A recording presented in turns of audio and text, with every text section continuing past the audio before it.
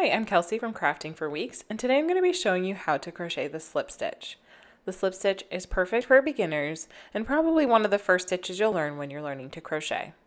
Now for today's tutorial, I'm going to be using this worsted weight yarn and a 5mm crochet hook. We're going to start off this little swatch with a slip knot. This is how I like to do my slip knots. I just cross my tail over the top.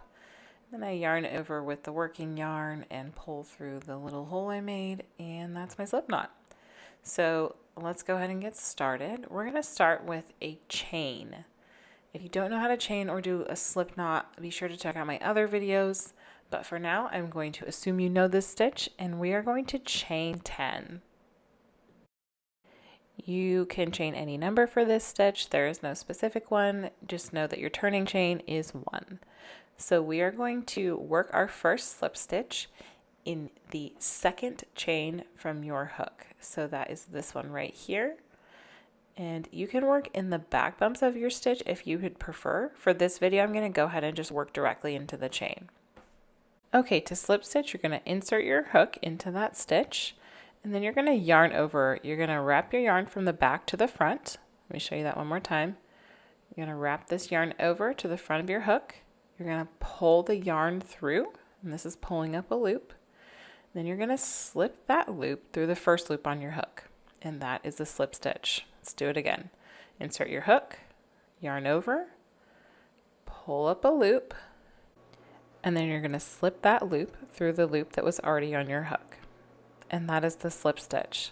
Now I'm going to show you some little workarounds to help you go faster, and that is to insert your hook directly behind that yarn. So this is just going to save you the step of wrapping it. You're just going to insert it directly behind the yarn, and it's already wrapped for pulling up the loop. Another little trick that I have for slip stitches, and actually most of my stitches, is after I pull up this loop, I like to grab the base of the stitch to kind of hold it in place. So I'm going to insert that hook, then I'm going to pinch right here and pull my slip stitch through. This isn't really something that I learned somewhere. It's just something I noticed myself doing to help control the height and the tension of my stitches, and it works for me, so I thought I'd show you guys as well.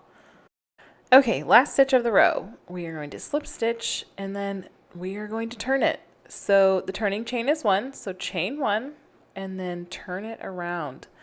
This is the back. We need to find our next row to work into. So what I like to do is just rotate this towards me, and then I can see those V's a little bit better. Now this first one is our turning chain right here.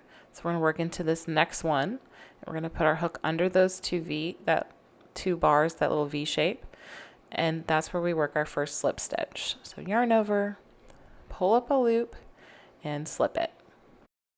Okay, so if you are trying to do this and you can't get your hook under that V shape through under those bars, it's too tight, your tension is too tight. So you need to pull up your loops just a little bit higher on your previous row, because if your tension gets tight on the slip stitch, it's going to be really hard to work your next row. And the slip stitch is not very forgiving about tension. So I like to just give myself a little bit of extra height on my loops, so I just pull those up just a little bit higher and looser than I might for another stitch. Okay, so we're getting towards the end of this row here. Let me just go ahead and finish up this row, and then we can take a look at what the slip stitch looks like with multiple rows worked. I will go ahead and just skip ahead to the swatch. I won't make you watch all of those. Last stitch here, we're going to insert it. We're going to pull up that loop, and again, this, you may have to rotate this towards you to see that last stitch. It can get a little hidden. Make sure you count your stitches when you're doing slip stitch. They can get lost at the end. Okay, so we've done 2 rows here, and this is what it looks like so far. If I were to continue working, I would rotate it toward me and work under those next set of V's.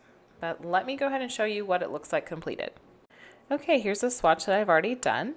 This is 16 stitches across, and you can see it kind of has a knit look, and it's also very stretchy, but you'll notice that it goes right back to its original shape because it's a tight stitch.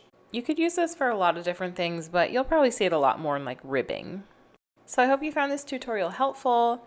If you want to learn more beginner crochet stitches, be sure to check out my Learn to Crochet series on my YouTube channel, and you can also check out my website at craftingforweeks.com.